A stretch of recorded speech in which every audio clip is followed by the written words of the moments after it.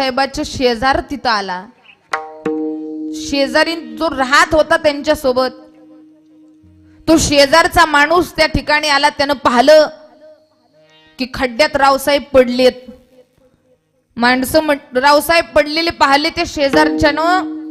आणि तो शेजारचा माणूस म्हणतोय, काय 100 माणसं गोळा झाली, तो खड्ड्यात माणूस पडलाय, ओरडतोय मला वाचवा. पण 100 माणसं असून त्या माणसाला वाचवू शकत नाही. कारण आजकाल माणसाचं असं झालंय महाराज, एखादा जर ऍक्सिडेंट झाला ना रोडवर, तर माणसं पहिले काय काढतील? फोटो. हा बोला, बोलल्यावर मला अजिबात राग येत नाही. पहिले फोटो काढतील. एखादा माणूस रस्त्यावर जर तळमळत असेल, व्याकुळ होत असेल वेदनेने, त्याला उचलून त्याला दवाखान्यात न्यावं, गाडीमध्ये बसवावं.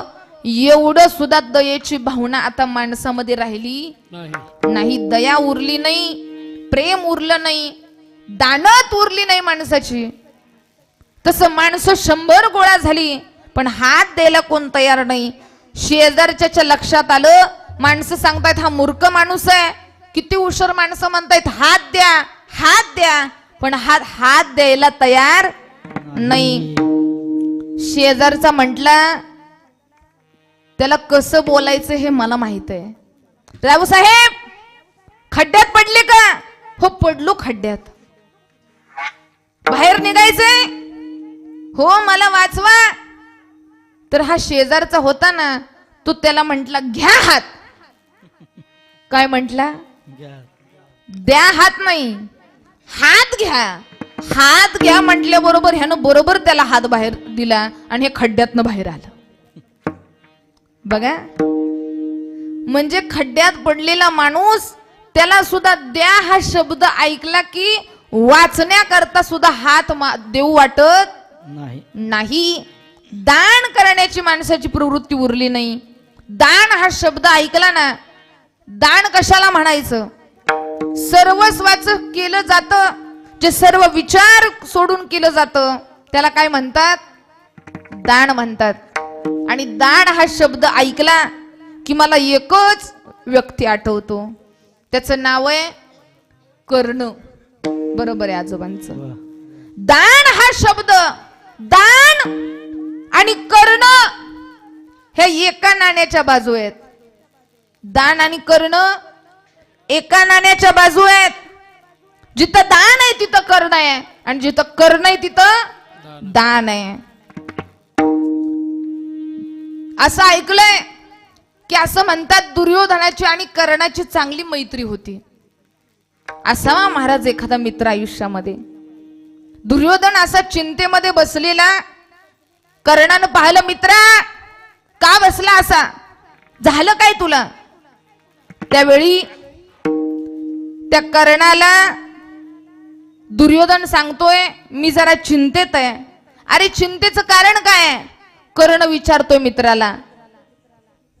आणि कर्णाची आणि दुर्योधनाची मैत्री अशी होती, बने चाहे दुश्मन सारा जमाना, सलामत रहे दोस्ताना हमारा.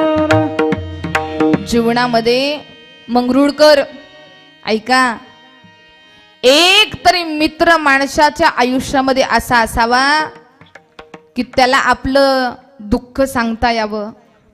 अरे आपण त्याच्याकडे आपला आनंद सांगतो, त्याच्याकडे पुण्य सांगतो, याच्यात काही नवल नाही. पण मंगरुळकर असा एक तरी आयुष्यामध्ये मित्र कमवा की त्या मित्राला हक्कानं आपण केलेलं पाप सुद्धा सांगू शकतो. असा मित्र असावा. अहो आपण महिन्यामध्ये 5000 मित्र कमवणं ही फेसबुकची कमाल आहे. तसल्या मैत्रीला कोण विचारत? महिन्यामध्ये 2 महिन्यामध्ये 5000 मित्र कमवणं ही फेसबुकची कमाल आहे. पण कमवलेला एकच मित्र 50 वर्ष सांभाळणं ही विचारांची कमाल आहे. विचाराचा मित्र असावा. एखादा तरी मित्र असा असावा की त्यानं आपल्याला विचारावं, एखाद्या रागाची ठेवण मला येत नाही बाबा, मला शिकवतो का रे? एखादा राग मला बसत नाही, माझ्या डोक्यात येत नाही, तो मला शिकव.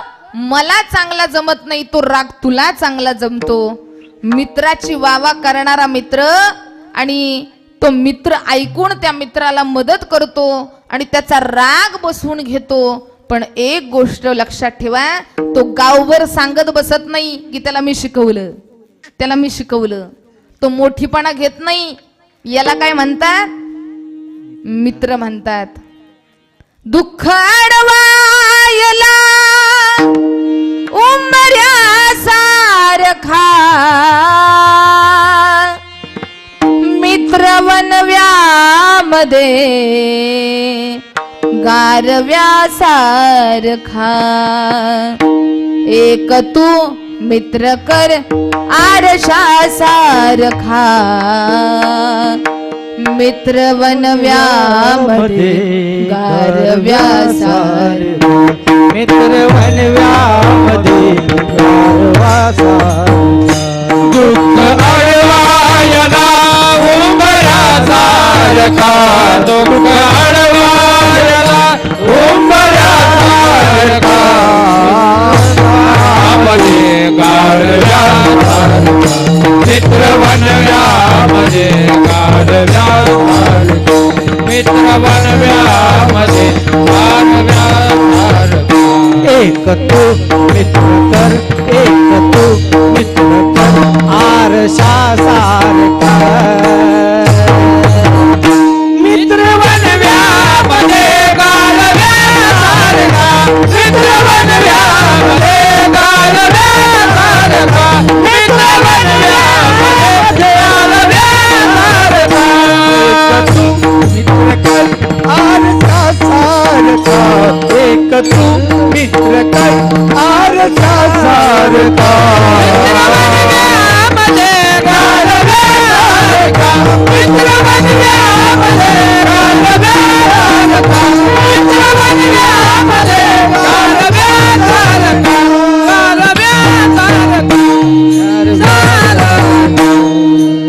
वा. मित्र वनव्यामध्ये गारव्यासारखा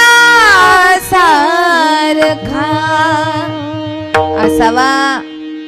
एकतरी मित्र असावा जो आपली श्रीमंती, आपला पैसा, आपली धन दौलत पाहून आपल्या जवळ येत नाही. जो मित्र आपलं सुख दुःख पाहून आपल्या जवळ येत नाही, तो मित्र आपल्या सावलीप्रमाणे आपल्या पाठीशी असतो. असा होता कृष्णाचा पण होता सखा, कृष्णाचा पण होता मित्र सुदामा ब्राह्मण. कृष्णाची सुद्धा मैत्री होती. जात पाहिली नाही, गरिबी पाहिली नाही. कृष्णम सखया कष्ट ब्राह्मण पाहायला गेलं तर एवढा कष्टी असणारा सुदामा ब्राह्मण, त्याच्याशी मैत्री होती कृष्णाची. पाहिली नाही जात, पाहिली नाही गरिबी. तसा मित्र होता दुर्योधन आणि कर्ण. चिंतेत बसलाय दुर्योधन. विचारलं मित्रानं, मित्रा काय दुःख आहे तुला, चिंतेत दिसतो बाबा. आता खूप सुंदर प्रसंग आहे. दुर्योधन सांगतोय, अरे सकाळ सकाळी मला तिचा फोन आलता. मंगरुळकर तिचा कोणाचा? लगेच सगळे महाराज प्रश्नचिन्ह. त्या काळात सुद्धा फोन होते बर का. विनोदाची गोष्ट आहे. संदेश आलेला की मला माहेरला न्यायला या. तो संदेश तिचा म्हणजे दुर्योधनाच्या पत्नीचा. तिचं नाव आहे भानुमती. दुर्योधनाच्या पत्नीचं नाव भानुमती. तिनं बोलवलंय मला न्यायला. मग अडचण काय? जायचं होतं न्यायला, पण सकाळ सकाळीच नगराची मीटिंग घ्यायची ठरली.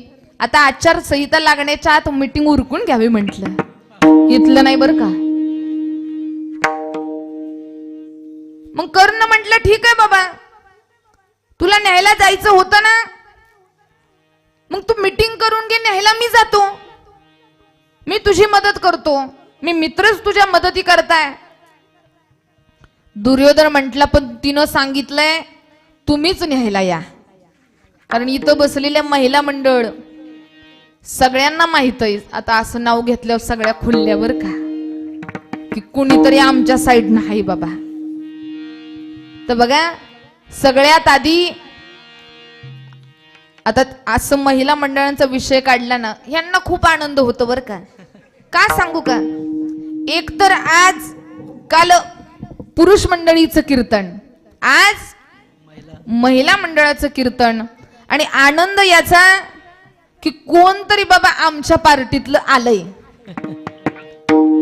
आणि तसं महिला मंडळांना एवढं बघावं लागतं, आलं गेलं पाहावं लागतं, घरचं पाहायचं, स्वयंपाकाचं पाहायचं, जेवणाचं सगळ्यांची जेवणं पाहायची, भांडी धुणी पाहायची, त्याचबरोबर पाहुणे रावळे पाहिजे, सगळं पाहून सगळं करून त्या सगळ्या कार्यक्रमाला आता सुद्धा बघा एवढं सगळं घरातली कामं करून सुद्धा जास्त संख्या आमच्या महिला मंडळांचीच आहे बरं का, संख्या.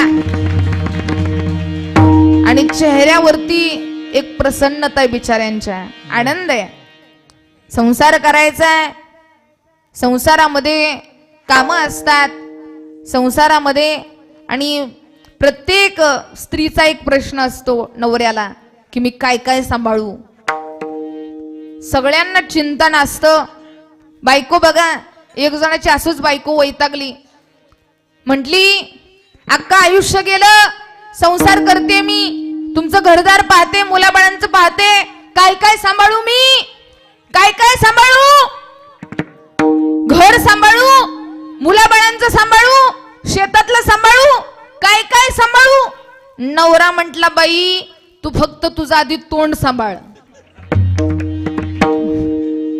बाकी सगळं करतो मी. हितल्या नाही बरं का, हितल्या बिचाऱ्या सगळ्यात चांगल्या आहेत त्या, कारण मला कीर्तन करायचंय. म्हणजे महिला मंडळांचा महाराज मोठा प्रश्न आहे.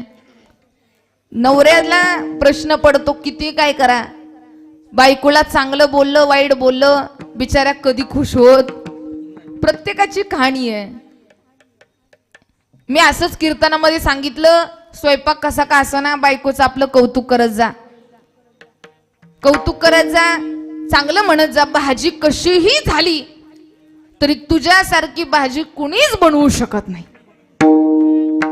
बघा असे म्हणतात. हे एकानं महाराज कीर्तनामध्ये ऐकलं, पण कीर्तनामध्ये सांगितलं कीर्तन 7 ते 9 होतं, त्या बिचाऱ्याचं जेवण बाकी होतं. आता कीर्तनामध्ये सांगितले पण कुठं वेळ काळ असतो ना कधी बोलावं. बाबांना चांगलं पटलंय, वेळ काळ असतो, काही वेळ आहे बोलण्याची, कधी बोलावं हे पण कळावं. ते बिचारी घरी गेलं, बायकोनं जेवायला ताट वाढलं आणि पहिला 2-3 घास खाल्लं आणि ह्यांनी चालू केलं. नम्रता महाराजांनी कीर्तनात सांगितलंय. बायकोला म्हणते काय आज भाजी बनवली, याच्या आधी कधी अशी भाजी बनली नाही, आणि आधीही या पुढे ही अशी भाजी बनणार नाही. काय भाजी बनवली, तुझ्या हाताला चव आली. अगं धाब्यावर सुद्धा असली भाजी नाही, एवढी सुंदर भाजी याच्या आधी कधीच बनली नाही. बायको महाराज किचन मधनं बेलनं घेऊनच बाहेर आली. म्हणली 5 वर्ष झालं कधी भाजी गोड झाली म्हटला नाही, आणि आज शेजारचीतनं भाजी आणली, मुडद्याला गोड कशी काय लागली. म्हणजे महाराज कधी कोणती काय गोष्ट बोलावी याला सुद्धा वेळ आहे, हे सुद्धा कळलं पाहिजे. पण खरंच मी या पत्नीला, या स्त्रियांना खरंच धन्यवाद देते. एवढं सोपं नाही घर सांभाळणं, मुलाबाळांना सांभाळणं, सगळं सांभाळत, प्रपंच सांभाळत परमार्थ करणं. एक सांगते, तुमच्या घरामध्ये तुम्ही जर इकडं तिकडं जात असाल, देवदर्शन करत असाल, पण घरामध्ये एक स्त्री अशी असावी, पत्नी अशी असावी, खरी पत्नी तिला म्हणायचं जी नवऱ्याच्या पतिव्रता स्त्री तिला म्हणायचं, जी नवऱ्याच्या आजारपणात, नवऱ्याच्या अपमानात आणि नवऱ्याच्या गरिबीत साथ देते, तिला म्हणायचं पतिव्रता, तिला म्हणायचं स्त्री. जिनं दुःखामध्ये आडी अडचणीमध्ये संसार जोपासला, संसार सांभाळला, तुका म्हणे पतिव्रता, तिची देवावरी सत्ता. म्हणून अशी पत्नी असावी. तसं प्रत्येक पत्नीला वाटतं की माहेरला मला कुणी न्यायला यावं, माझ्या नवऱ्यानंच मला न्यायला यावं. आणि नवऱ्या व्यतिरिक्त जर दुसरं कोण न्यायला आलं तर तिचं तोंड पडतं महाराज. तसं तिनं ठरवलेलं की दुर्योधनच मला न्यायला येणार, पण दुर्योधनाच्या जागी कोण गेला? कर्ण गेला. कर्णाला आलेलं पाहिलं, तिचं तोंडच उतरलं. कशी तरी बिचारी रथात बसली, रथ हाकायला कर्ण, आणि तेवढ्यामध्ये एक ब्राह्मण रथ अडवला कर्णाचा. थांबा, तुमच्या कथा आम्ही भरपूर ऐकल्या, दातृत्वाच्या दानाच्या कथा आम्ही ऐकल्या, दानशूर कर्ण आम्ही ऐकला. आता माझ्या मुलीचं लग्न आहे, मुलाची मुंज आहे, दान करा काहीतरी या ब्राह्मणाला, पदरामध्ये दान घाला ब्राह्मणाच्या. कर्ण म्हटला, काका तुम्हाला देतो दान, पण घरी या. आता मी सोबत काय आणलं नाही. ब्राह्मण होता पण हुशार होता, विद्वान ब्राह्मण होता. तो ब्राह्मण कर्णाला म्हणतोय, कर्णा, दान त्याला म्हणतात जे आहे त्या स्थितीमध्ये आहे या ठिकाणी दिलं जातं. त्याला वेळ पाहिली जात नाही, ठिकाण पाहिलं जात नाही, काळ पाहिलं जात नाही. आहे या ठिकाणावर, आहे या क्षणी दिलं जातं. त्याला काय म्हणतात? दान म्हणतात. मी ब्राह्मण आहे पण स्वाभिमानी ब्राह्मण आहे. मी असं तसं दान घ्यायला घरी येणार नाही. दान द्यायचं तर इथं दे, नाहीतर निघालो मी. कर्ण सांगतोय ब्राह्मण काकांना, काका, कर्णाचं महाराज आधी कर्णाला घामच फुटला. कर्ण म्हटला, काय हुशार ब्राह्मण आहे,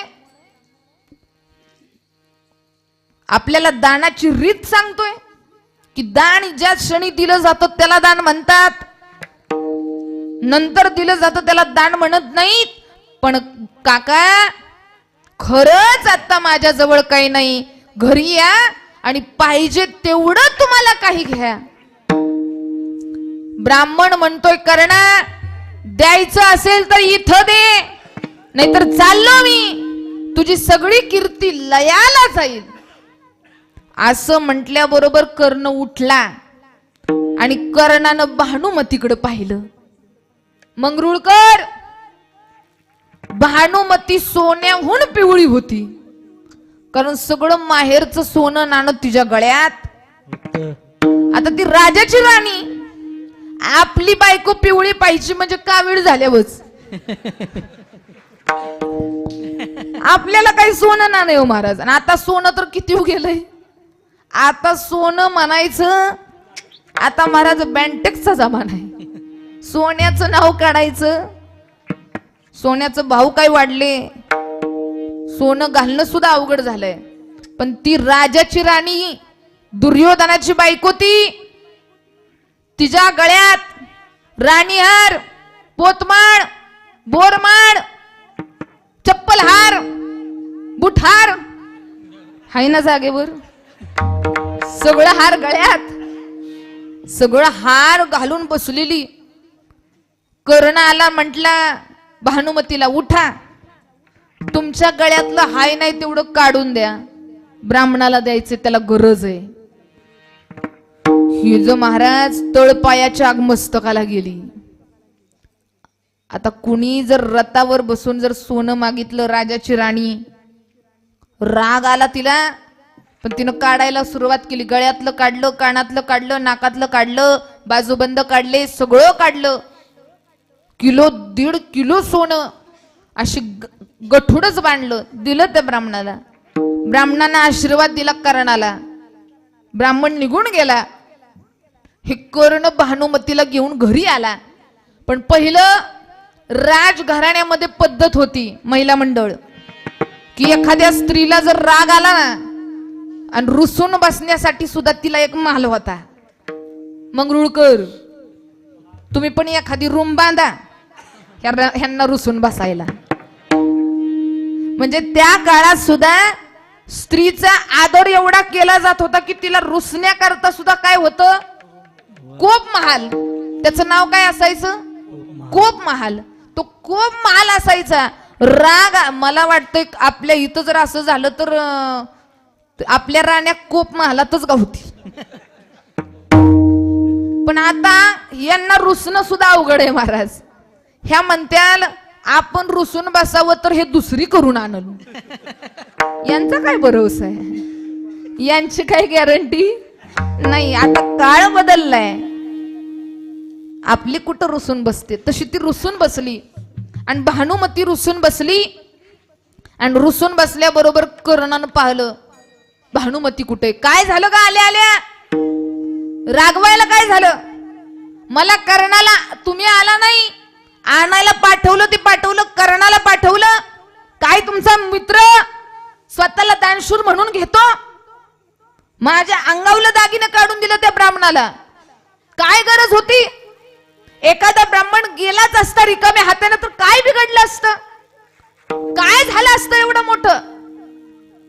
माझ्या माहेरचं दिलेलं सोनं एखादी बाई महाराज मरेल पण माहेरचं सोनं कुणाला देणार नाही. माहेरचं सोनं गेलं माझ्या, एवढं माहेरनं माझ्या आनंदात दिलेलं.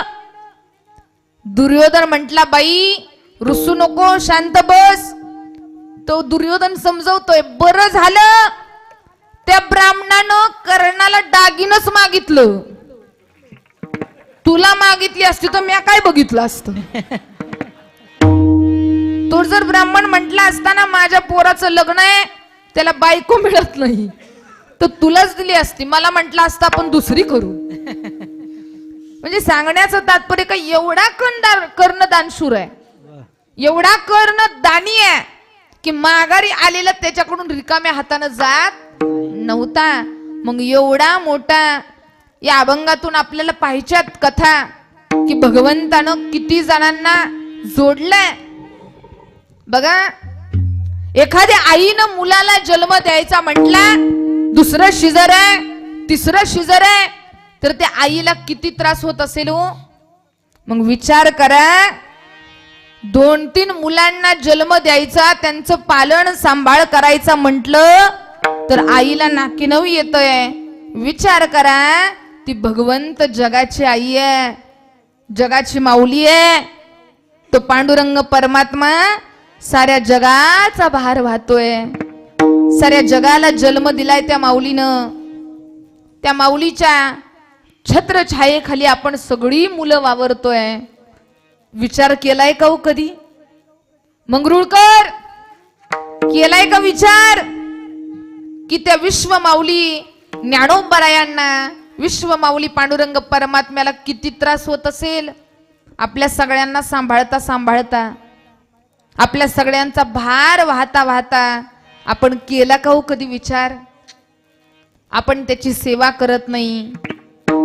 ज्याच्या करता हा देह दिला ते विसरलो आपण.